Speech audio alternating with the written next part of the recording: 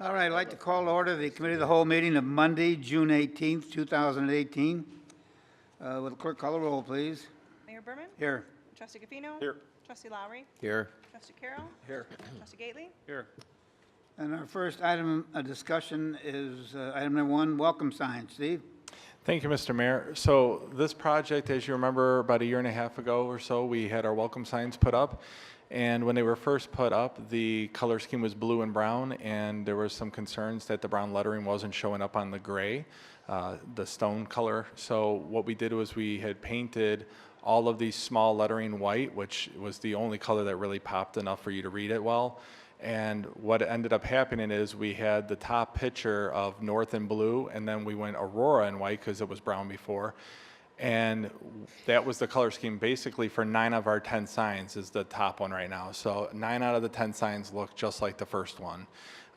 The one below that is the one that we painted on Butterfield, all white, because we were getting complaints. Some of the board members had said that the blue in the north wasn't popping up as much as Aurora was, and so when people were entering town, it was detracting away from our branding initiative because Aurora was popping and not North Aurora. So we went to the second sign, painted everything all white so it would be equal. Can you go back one slide?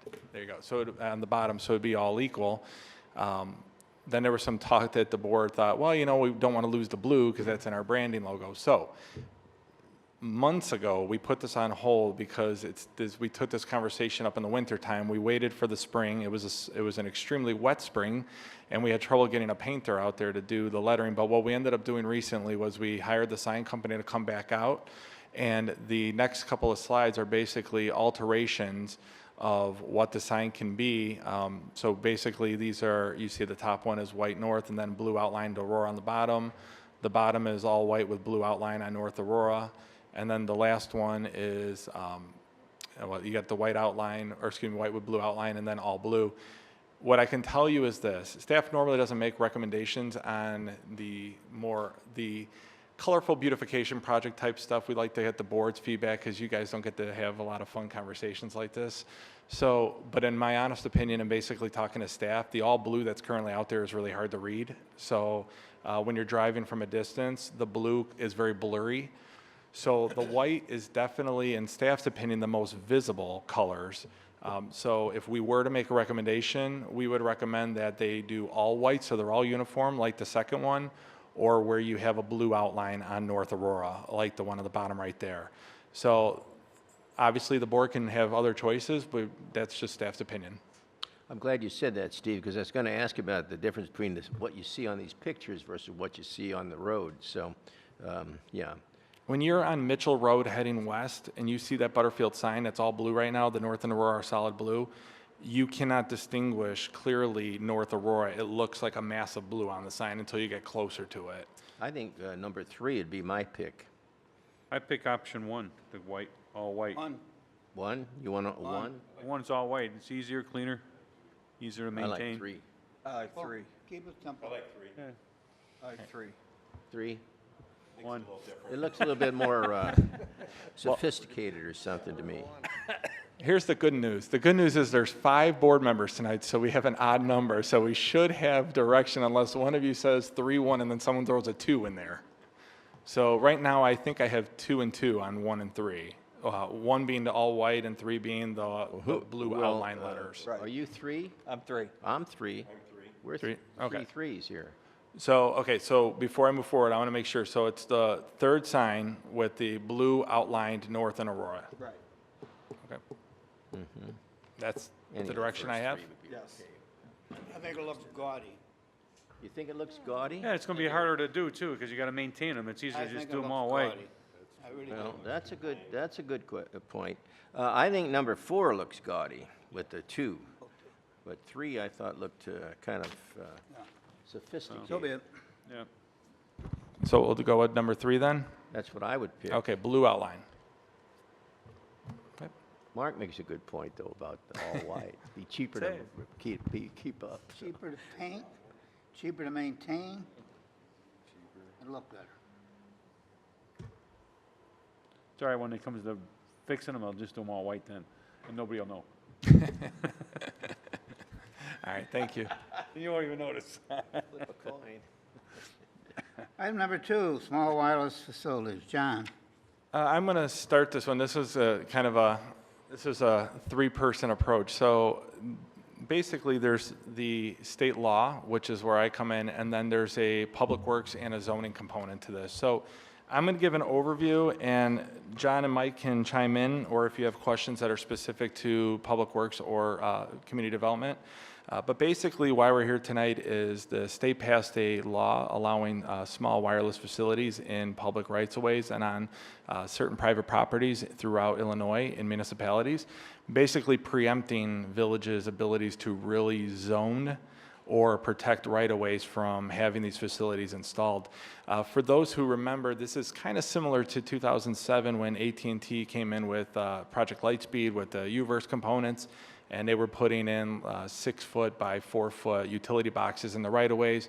Villages didn't really have a say that you couldn't put them in a right-of-way, but you tried to work with AT&T, and they were responsive to try to get them in locations that were maybe less obtrusive. So that being said, the law went into effect June 1st, and as of that law, the villages around Illinois have 2 months to enact an ordinance that basically regulates these in their municipalities. Otherwise, you're just basically at the minimums of what the law allows. The problem with that is even though there isn't much regulation available to villages, there is some that we can enact. So that's why we want to get an ordinance in place before August 1st. I'm just going to go through it real quick. Small cells, for those who don't know, are basically small antennas for telecommunications, wireless communications. So we're talking cell phones, internet signals, stuff like that. Predominantly today we see these things on our water towers, 150, 180 feet up in the air. What you're hearing from telecom companies is that there's gaps in service, but sometimes they don't have the ability to find another water tower to fill that gap, or another large structure where they can fit an antenna in the middle of a town somewhere to boost their signal. So this is not just Illinois, this is around the country that this is going on. So technology has allowed them to put up these individual poles with antennas on them, and basically they relay the signal to boost it in certain areas to give you a stronger signal. Why all the villages pretty much fought this, including North Aurora, which we were part of the Metro West Council of Government that worked through the IML and was trying to get more local say in this, is companies can essentially take a 45-foot pole and put it anywhere on the right-of-way in North Aurora, whether it's a residential neighborhood, commercial, or industrial. We have the ability to work with them if there's an existing pole to help, try to get them to co-locate on that pole, and they're allowed to go 10 feet above. So if we have a street light that's 30 feet, they can put their antenna 10 feet above, so it could be 40 feet high. If they want to put a standalone pole and there's no other existing structure nearby that they go on, they can essentially put a 45-foot pole right in front of someone's house in the right-of-way, and there's nothing we can really do about it. So this is allowed on the right-of-way throughout the community, and it's also allowed on private property and commercial and industrial areas for North Aurora. That also means our ORI district. So what is a small cell? A small cell is essentially about 6 cubic feet, so 1.8 feet times 1.8 feet wide by tall by depth, so your length, your width, and your height. And then, so where we're at today is the Illinois Municipal League has been drafting a model ordinance. Just like in '07, when U-verse came out, the Metropolitan Mayor's Caucus drafted a model right-of-way ordinance to help regulate those facilities. The IML has written one to kind of take the state law and be able to just place some rules right into the village's code. So we're looking to adopt that, but just to give you an example of what that does is, we're looking at the maximum. So the maximums are that we can charge $1,000 for a permit for a standalone pole, $650 for a permit for cells when they come in with a permit that want to go on an existing pole, and they can do up to, I believe, 25 permits at once, and if they do them together, it's $650 for the first one, I think $350 for the next 24 each.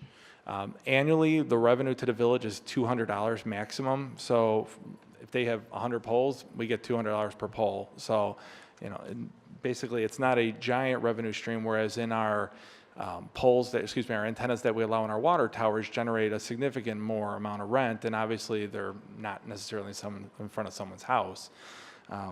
So there really isn't much we can do. So what we're going to do is adopt the state maximums.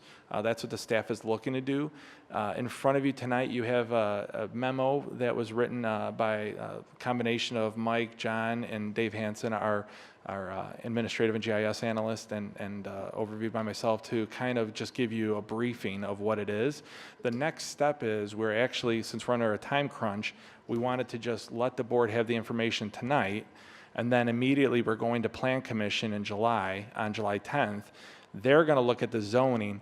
Basically, by state law, you have to allow this as a permitted use in certain districts. So they're going to be looking at whether or not there's additional zoning that we can do at all. Kevin is already working on that right now. So this was more of an overview. Plan Commission will get a slightly more in-depth view on the zoning issues. And then this will come back to you in August with hopefully a final ordinance so we can get it approved and on the books right away. Steve, is this on private individual property too? Yeah. I thought it was only on commercial property.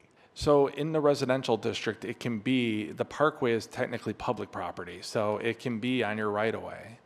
So the way the law is written is any right-of-way in the village, and then specifically also allowed on commercial and industrial properties. So basically, Mike, you couldn't have it on your personal residential property, but the village's parkway in front of your house, yes. Yeah, well, yeah. It's the same imposition. Yeah. I mean, It's yeah. not gonna be right in the middle of your mean- driveway, though. Is there any way to us like review their plan before they do it, or they just come in and do it? No, I think what's going to happen, and John can talk about the permitting process, but I would assume that just like with UVerse, hopefully John can sit with them and kind of help them along a little bit. Yeah, those are kind of the considerations that we're looking at too, is what are we going to be able to hold them accountable for? And, you know, if they stop using one of these devices, how do we know? Are they just going to let it go into disrepair? When can we come and take it down if it's becoming a problem, if they're not using it? Right now, there's a lot more questions I think we have than there are answers, but as far as the permitting process goes, the way I envision it is that most of these permits coming through the Public Works Department, us getting a chance to review it. One of the things that I'm going to be pushing for is one of the statutes indicates that the devices have to be located within 100 feet of their proposed location. So maybe what makes sense in my mind is if they are going to put them up in a residential neighborhood, maybe we try to encourage them to put them up on streetlights where we already have a pole, there's an existing location, maybe it won't be so obstructive if it's on the back of a light pole or something. Yeah, So, I'd prefer that. I mean, instead of just a pole standing out in somebody's yard, basically. yeah. Do we have the right to regulate that anywhere, that they're mandated that they should be on the pole if it's within 100 feet? No, not with the ordinance that's brought before us. We had quite a group that were against this, No, I know, worked hard against it, but I know. it didn't I work. realize the dynamics. I was just wondering if, so basically they'll have to come up with some type of plan, and we get to review it before they just go out and do it. That's right, yes. The 1.8 foot cubic device, is that on top of this 40-foot pole, or? Correct. Let's see, all right, thanks.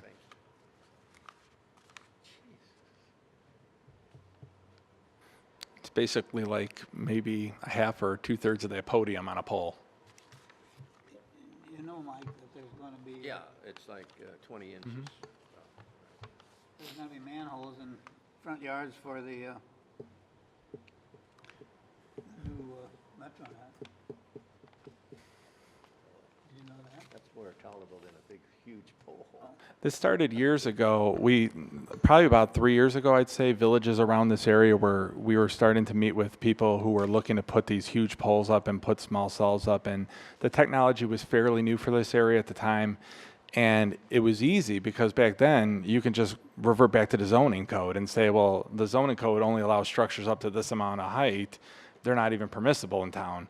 And that's what every village was doing. They were just saying, well, zoning says this. So clearly the telecommunications companies went and the state law exempted them. So now it takes away our ability to zone it by height. Yeah. No.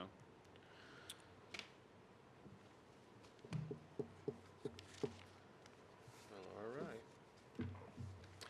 So there's really no direction unless you have specific questions, but the path right now is, like I said, it's going to go to Plan Commission next. We'll get some feedback and then bring it back to probably straight to the board, because the final ordinance isn't going to be that much varied than what the memo kind of lays out tonight, because there really just isn't a lot of things to do differently. Okay. We're restricting them out, fees we can charge and everything else. Yeah. And right, exactly, and we're at the maximum right now is what the staff is recommending. Very good. Thank you. Here it comes. Okay. Well, I'm glad we're going into executive session.